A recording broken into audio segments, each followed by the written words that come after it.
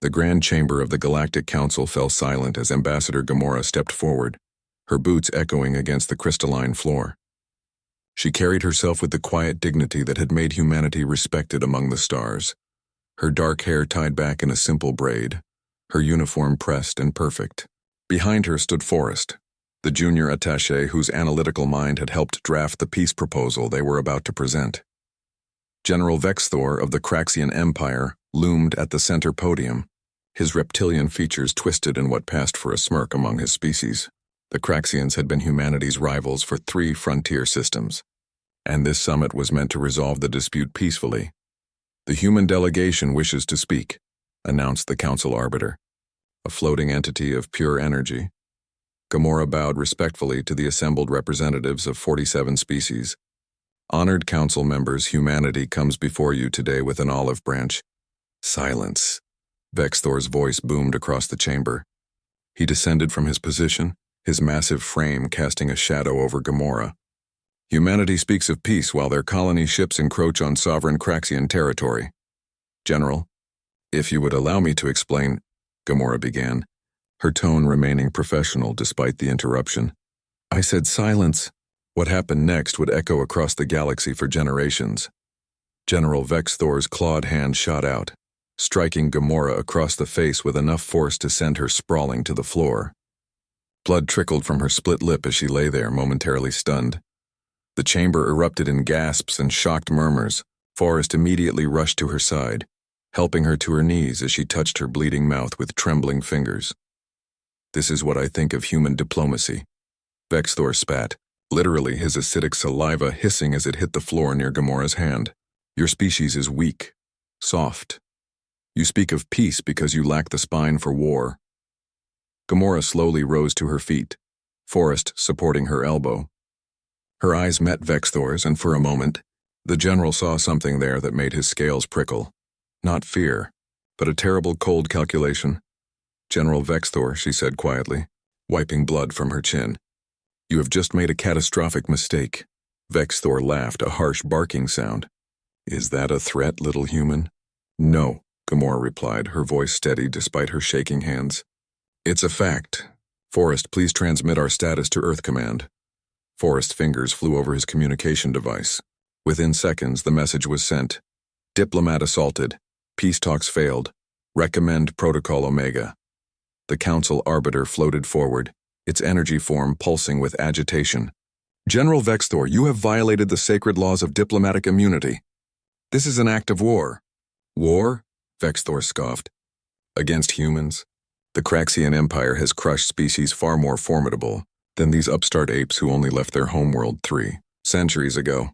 What General Vexthor didn't understand, what none of the assembled species truly understood, was that humanity had learned its lessons well from its own bloody history. Gamora and Forrest were escorted from the chamber to their ship. As they departed, Gamora looked at Forrest, her jaw already swelling but her eyes sharp. "How long until the fleet arrives?" "They were already positioned at the border," Forrest replied grimly. 72 hours. "Good," Gamora said. "Let's hope the Council evacuates civilian populations from Craxian space. This won't be surgical." Back on Earth, in the war room beneath the Atlantic, the Joint Chiefs of Humanity's United Defense Force gathered around a holographic display. Fleet Admiral Chen studied the tactical readouts with cold eyes. Ambassador Gamora was struck by a foreign military officer during sanctioned peace talks. She stated flatly, "Protocol Omega is hereby authorized. All human fleets are to mobilize, show them why we survived our own worst impulses." What the Craxians didn't know was that humanity had been preparing for interstellar war since the moment they'd met the first alien species. Every human colony was fortified. Every civilian freighter could be converted to a carrier in days. Every human who reached adulthood had completed mandatory military training. Humanity had looked at the galaxy and asked itself a simple question: what if they're hostile? And they'd prepared accordingly. 72 hours later, General Vexthor stood on the bridge of his flagship, confident and unconcerned, when his sensors officer's voice cracked with panic. "General, multiple hyperspace signatures, hundreds of them." The view screen lit up with jump flares. Human warships materialized in perfect formation. Carriers, battleships, destroyers, each bristling with weapons that had been designed by a species that had once contemplated its own nuclear annihilation and decided to survive. Anyway, this is Admiral Chen of the Human Defense Force, came the transmission. General Vexthor, you struck a diplomat under flag of truce. Humanity does not forgive such insults. You wanted to see our spine? Allow us to demonstrate. The Battle of Craxian Prime lasted 6 hours. The war lasted 6 weeks. Humanity fought with a calculated fury that terrified the galaxy. They didn't simply defeat the Craxian military. They systematically dismantled it, piece by piece, leaving civilian infrastructure intact but destroying every military asset with surgical precision. The galaxy watched in horror as the weak humans demonstrated exactly why their species had survived everything from ice ages to world wars to near-extinction events. When it ended, General Vexthor knelt before the Galactic Council. His empire in ruins, his military crushed.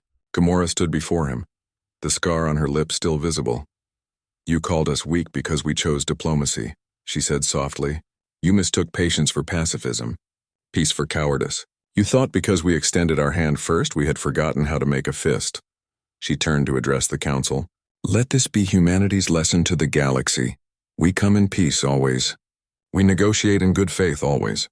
But if you strike our diplomats, if you mistake our kindness for weakness, you will learn why we are the only species in the known universe to have survived multiple self-inflicted apocalypses. Forrest stood beside her, adding quietly, we chose peace not because we cannot wage war, but because we know its true cost. That knowledge makes us dangerous in ways you cannot imagine. The Galactic Council passed the Gamora Accords that day. Any attack on diplomats would be considered an attack on all member species. General Vexthor became a cautionary tale, and humanity's reputation shifted from newcomers to never provoke them. And Ambassador Gamora returned to her work, the scar on her lip a permanent reminder to every species she negotiated with. Humanity prefers peace, but always prepares for war. The end.